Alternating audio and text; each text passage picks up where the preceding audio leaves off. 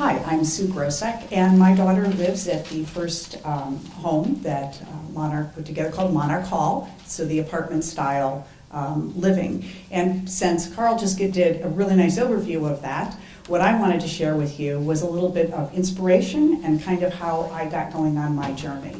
So first I have something for you that I wrote many years ago. I'm a very visual person, and if I can't put things in a visual context, it really is very upsetting to me. And much like others before me were saying, when you have a child with special needs, the path becomes a lot less sure. So what I wrote was a piece called Fly Baby Fly. I believe that the most important job of any mother is to help her child grow a strong set of wings to fly on. I believe that each child develops their own set of wings, and those wings enable them to fly to independence. I have a daughter who has a combination of attributes, including autism, Down syndrome, and ADD. She has grown up, and her flight to adulthood was scary. My fears came from not understanding what her adult life would look like, and therefore not understanding how to teach her to fly. It took me a while to understand my daughter's wings and how they work.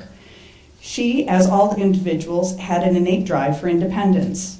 This was hard to see her path because her wings were so different. Her siblings' wings were common feathered wings, fluffed and strengthened over years. And in each of her own siblings' time, they were taken to the edge of the nest and encouraged to jump and soar. My daughter's adulthood approach, I became afraid because it felt as if I was bringing her to the edge and pushing her to certain disaster. At times, it felt like helping her to adulthood was pushing her away, as if she wasn't wanted. It felt scary because her wings were not like the wings of her brothers and sisters, and so her flight became unclear. One day, the image suddenly became clear to me, and now I will share it with you. My daughter is a penguin. I now understand that her wings are those of a penguin, and she doesn't stand on a cliff at all, but instead on the edge of an iceberg. She has wings that will work for her, but they need an atmosphere of greater support. Air is not enough. She needs water. She has spread her wings, perched on the edge of her iceberg, and has jumped. She is flying in her own way, in her own supported water world. Once I understood her wings and the support she needed, I understood my role. It was to take her, to make sure that the water was clear, the fish were plentiful, there were no seals in the area. Then, like any other good penguin mother, I needed to let her fly free in her own supported atmosphere. As she flies, I continue to be on watch. And as time passes and I age and am no longer able, I know her siblings will continue to fly by and see how she's doing in her penguin community.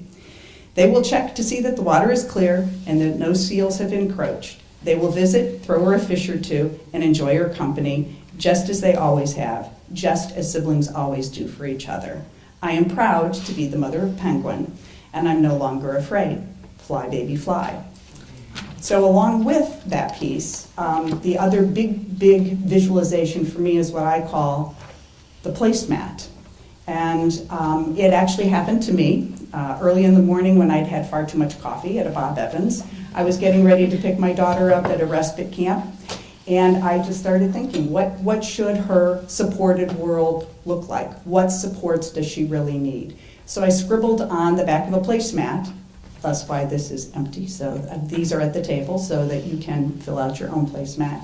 And I also have for you what Annie's placemat looks like, devoid of the spelling errors. So when my son heard that I was doing this, he said, you didn't really copy the real one, did you? He knows. Also, over the years, talking to all of these lovely ladies and some of you out in the audience, I have also added more categories to what was necessary for Annie's place. She's a very involved young lady. She doesn't have active communication, and so those were some of the supports I had to make sure were well in place, and thus why a facility that has 24/7 care was a perfect match for her.